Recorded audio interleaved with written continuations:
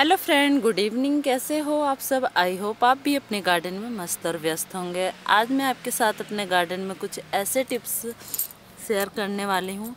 सबसे पहले मैं ये बताने वाली हूँ कि मेरे जो ये गार्डन में इतने ज़्यादा फ्लावरिंग आने का रीज़न क्या है, कैसे हमारे गार्डन में इतने ज़्यादा ब्लूमिंग होती हैं। देख सकते हैं कि कितने ज़्यादा एक एक ब्रांच में कितने सारे फ्लावरिंग आ रहे हैं।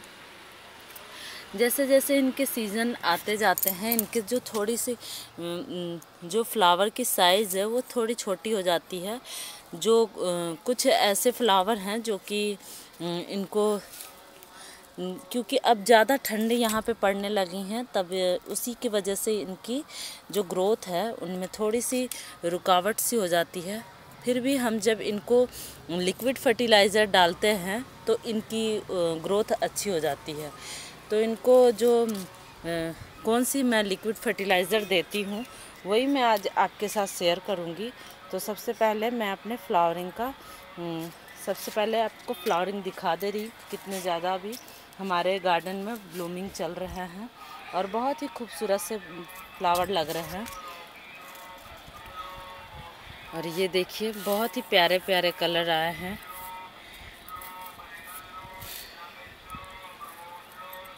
तो चलिए मैं अपना लिक्विड फर्टिलाइज़र के बारे में बता। तो फ्रेंड, ये मैंने कुछ इस तरह से हाफ़ लीटर 5 से 6 लीटर, इसमें ये 10 लीटर का बाल्टी है पर मैं इसमें अभी हाफ़ लीटर ही पानी ली हूँ। 5 से 6 लीटर ही पानी होगा इसमें। और ये है मेरे पास कुछ इस तरह से लिक्विड फर्टिलाइज़र है जो कि बहुत तरीक़ों से बनाया जाता भी है और मार्केटिंग में भी बहुत ही इजी मिल जाता है।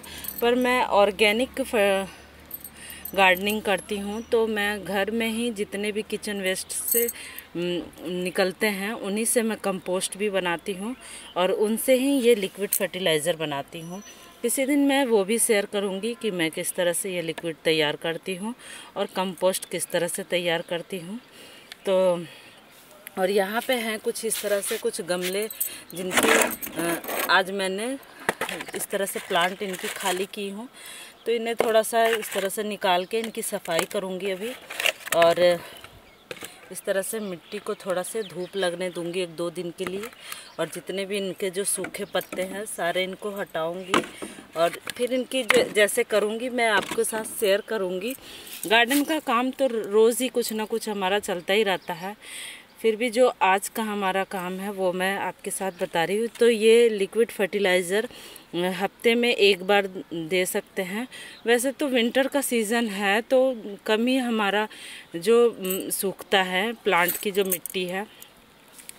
1-2 बार वाटरिंग करने के बाद तीसरी बार हमें लिक्विड फर्टिलाइज़र ज़रूर देनी चाहिए या फिर कोई सा भी कंपोस्ट ज़रूर देना चाहिए।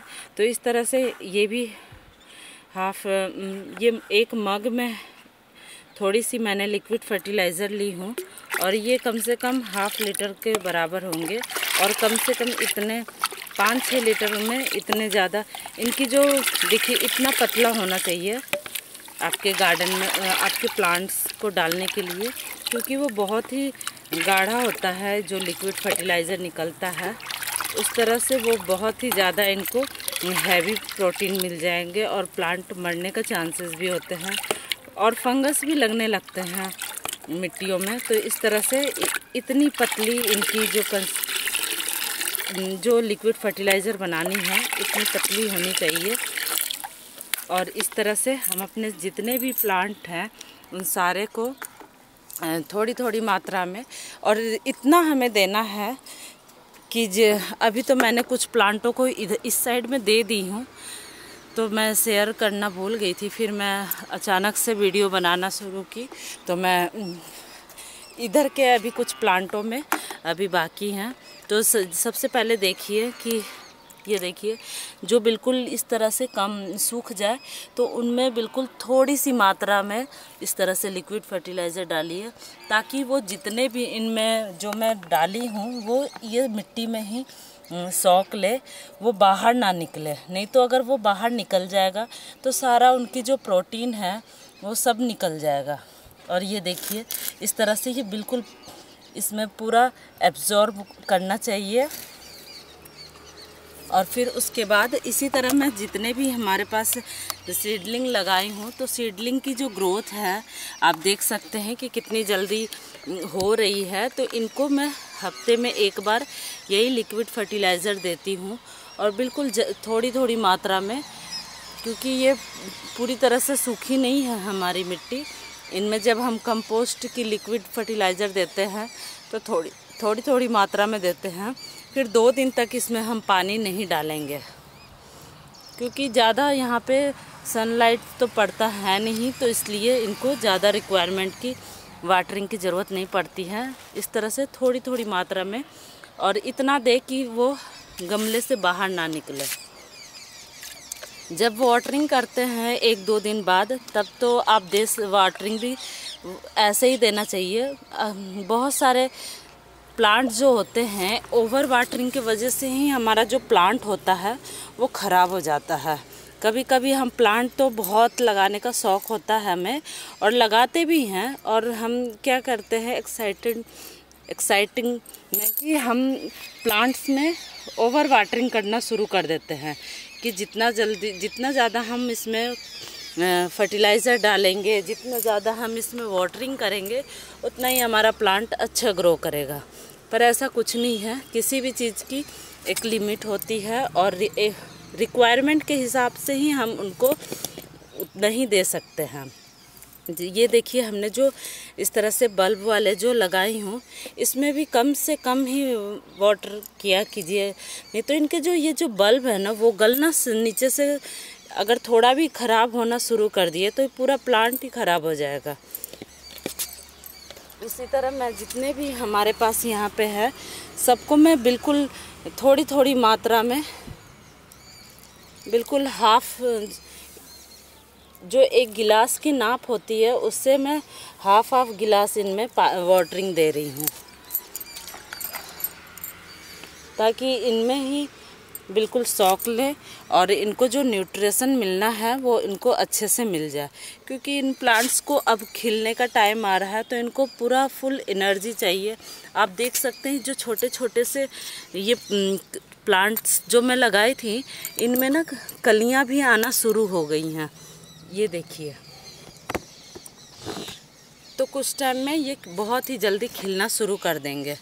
और इसी तरह जो जितने भी आपके पास सीडलिंग हो या फिर इस तरह से सीड्स जो डाले होंगे, आप उसमें भी थोड़ी मात्रा में डाल दें। इस तरह से क्या होगा कि आपके जो वो प्लांट हैं उनकी भी जो ग्रोथ है काफ़ी अच्छे से उसमें इम्प्रूवमेंट आएंगी। ये देखिए बहुत ही जल्दी ग्रो करेंगे। पर वही मात्रा इनको बहुत ही गमले के हिसाब से थोड़ी थोड़ी मात्रा में दीजिए, ताकि इनकी जो फर्टिलाइज़र है वो बिल्कुल भी वेस्ट ना जाए।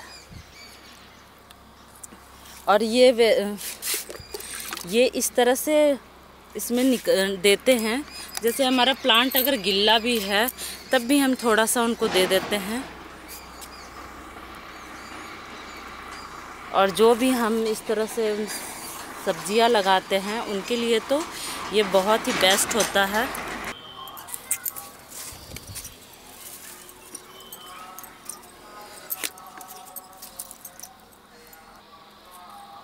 और ये वाली आप कलियां देखो कितने बिग साइज़ के हैं और कितने हेल्दी से हैं ये प्लांट, और बिना कोई भी सपोर्ट के कितने अच्छे से हेल्दी ये खड़े हैं अपने। इनको जो मैं खाद वगैरह, जब इनकी ग्रो बैग जिस तरह से मैं इनकी तैयार करती हूँ, तो इनको बार बार न्यूट्रिशन देने की हमें ज़रूरत नहीं पड़ती है। जो ग्रो बैग हैं उनमें तो ख़ास करके लिक्विड फर्टिलाइज़र ही देती हूँ, और नहीं तो वाटरिंग करती हूँ सिंपल, और उनसे ही इनकी ग्रोथ बहुत ही अच्छी होती है और बहुत ही अच्छे इनमें फ्लावरिंग होते हैं। तो फ्रेंड, ये थी कुछ छोटी मोटी जानकारियाँ जो कि आपको आई होप बहुत ही अच्छा लगा होगा, और आपके भी विंटर्स गार्डन में फ्लावरिंग आना शुरू हो गए होंगे। तो लाइक शेयर सब्सक्राइब करना मत भूलिएगा फ्रेंड। फिर मिलूँगी नई वीडियो में नए टॉपिक के साथ, और आज के लिए इतना ही। Bye friend.